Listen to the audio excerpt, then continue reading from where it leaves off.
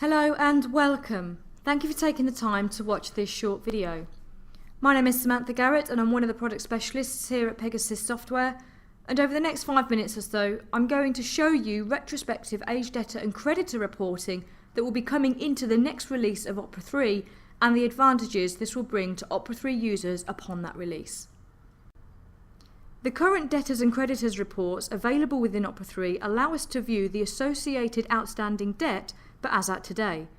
So by that I mean we cannot view the debt retrospectively, which means that I cannot look back at how the debt was at a specific date in the past. So the next release of Opera 3 will introduce new retrospective reports which can be run for a date in the past, and it will show the data as it would have been at a specific date. These reports will be available as standard for Opera 3 sales and purchase ledgers.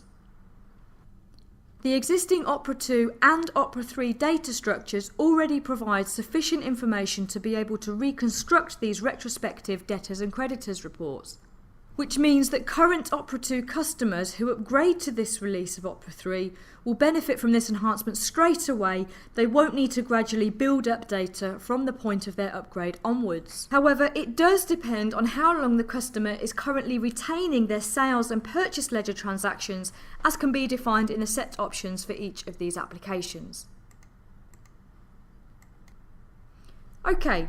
So let's have a look at the existing current age debtors report in Opera 3, and then we'll have a look at the new retrospective debtors report coming shortly. So we're going to go into the sales reports menu, pick up the debtors report, we'll say OK and we'll send it through to screen. And there we can see I've been presented with a list of the outstanding customer debts aged according to the length of time the debt has been outstanding. This existing debtors report and also the purchase ledger creditor report will remain unchanged in Opera 3. Many Opera 3 customers are perfectly happy with the way that these reports currently work, and they will remain completely unaffected by these changes, and they can simply continue producing the reports in exactly the same way as they do now. However, if I'm required to look back at a previous date, it might be that I'm perhaps using Opera 3's open period accounting functionality to post into a previous period. I need to be able to rerun my debtors report as it was at that point in time. So let's minimise the current debtors report so we can compare with the new retrospective debtors report in a few moments. And we're going to go back into the sales reports menu and pick up retrospective debtors. Notice that there are now two new fields. The first, produce report as at. This field will always be enabled and mandatory and defaults to the current Opera 3 system date.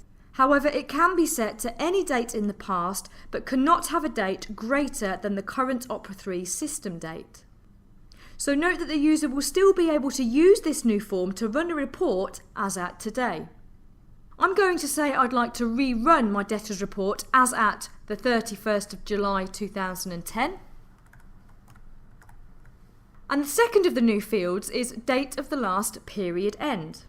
This field will always be disabled and will default to the date the user performed their last sales ledger period end. It is used to identify whether a historical as at report still falls within the current sales ledger period, which is essential for handling advanced postings. So if we click OK, and we'll send this report through to screen. There we can see I've been presented with my retrospective debtors report as at the 31st of the 7th 2010. So by entering that date, this report has run as if it had been run on the 31st of July 2010. This means that it's only included transactions, invoices, credits, receipts, plus allocations dated before the 31st of July 2010. So if we minimise this report as well, we can see that the figures are significantly different to the debtors report we ran as at today. All of these functions are available within the purchase ledger. So if we close these reports down and we'll go into the purchase ledger reports, however this time we're going to pick up the coming soon retrospective creditors report. I'm going to choose to produce this report again as it was at the 31st of July 2010, and we'll say OK. And notice that we can also choose to output both of these reports directly to Excel as opposed to printing them. So we'll give it a file name I've asked it to open the document when done. We'll hit publish, and there we can see it's popped the retrospective creditors report out into Excel, and it's been run as it was at the end of July. So to conclude, Opera 3's retrospective reporting provides accurate, realistic figures of your debtors and creditors at a specific point in time. It is exceptionally beneficial when using Opera 3's open period accounting functionality, which allows us to post into previous periods in a controlled manner. It allows us to rerun a debtors report, for example, at the end of last month or perhaps for a further previous period, but more importantly, this report will show the outstanding debt exactly as it was at that month specified. So new invoices or credits raised, payments received and allocated would all be omitted from the report, so the data on the report is the same as if the report had been run at that time. Thank you for taking the time to watch this short video on retrospective aged debtor and creditor reporting, which will be coming soon into the next release of Opera 3.